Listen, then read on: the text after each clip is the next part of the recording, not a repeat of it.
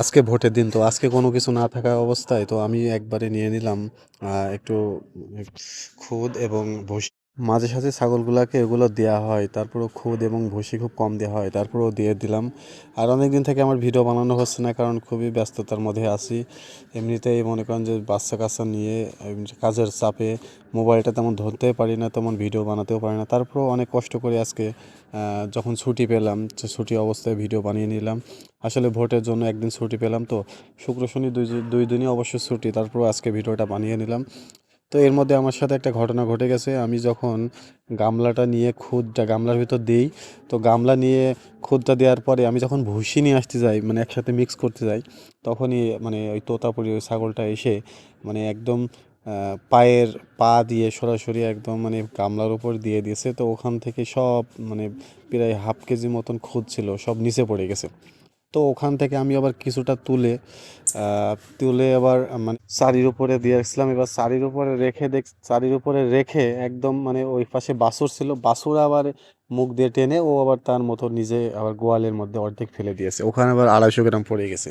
মানে যে 500 গ্রাম নিয়েছিলাম, 500 গ্রামের প্রায় এদিকে প্রায় 250 পড়ছে, আর গোয়ালের ভিতরে 250 পড়ছে, পড়ে একদম একাকার। আমি তো ভাবলাম যে বাড়ি থেকে কি বকাবকি শুরু করে দেবেন, কি মানে কি একটা অবস্থা। কিছু করার নেই, তারপর বাইরে থেকে ভিতর থেকে তুলে নিলাম। ওইটা তো আর খাওয়ানো যায় না, ওইটা কবুতরকে দিয়ে দিলাম। তো ওখান থেকেই কবুতরকে দেওয়ার পরে সরাসরি আবার আমি নতুন করে নিয়ে আসলাম। নিয়ে আসার পরে ভুসি এবং দিয়ে এই যে এখন খেতে দিলাম। সবাই হামগুম করে খাওয়া শুরু করে দিয়েছিল। আসলে ছাগলের মানে সবচেয়ে বেশি বেশি ভালো খাবার ভুসি এবং কাঁঠালের পাতা, এর সাথে যদি চাল পাই তাহলে তো আর মাথায় ওদের আরও বেশি কাজ করবে না। মানুষের যেমন একটা স্বাদের জিনিস আছে গরুর মাংস, ঠিক ছাগল গরুরও তেমন একটা জিনিস চাইল।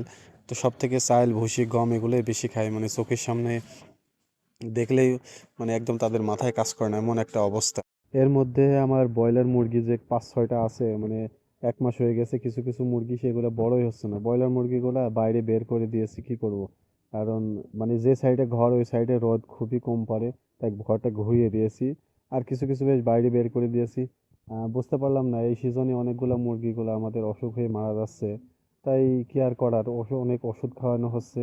ব্রয়লার মুরগিগুলো বাইরে বের করে দিচ্ছি, দিয়ে পাহারা দেওয়া লাগছে, কারণ যদি আবার মেকুড়ি খেয়ে যায় সে অনুযায়ী পাহারা দিয়ে ওখানে বসে থাকা লাগছে। কিছু করার নেই। 4-5টা ছিল, প্রায় 7-8টা, তো মরতে মরতে লাস্টে 3টা থেকে 4টায় দাঁড়িয়ে পড়েছে। ওখানে ওইগুলোই মনে করেন যে এখন পুষতে হবে রোজা পর্যন্ত হয়তো হবে না। রোজার মাঝামাঝিতে বড় হয়ে যাবে। দেখতে তো পারছেন কি সুন্দরভাবে তারা খেলা করছে বাইরে। আসলে বাইরে বের না করে দিলে তাদের যে গায়ে একটা ভেজা ভেজা থাকে ওইটা কখনোই শুকায় না। সেই শুকানো অবস্থায় মানে শুকানো বলে ওই মানে বাইরে বের করে দেওয়া, প্রতিদিন সকালে এভাবে বের করে দেওয়া হয়, কারণ বের না করে দিলে তো কখনো ইয়ে হবে না, মানে গা শুকাবে না, সে অনুযায়ী বের করে দেওয়া হয়। ইনশাল্লাহ ভালো থাকবেন, পরবর্তী ভিডিও দেখার জন্য। আল্লাহ হাফেজ।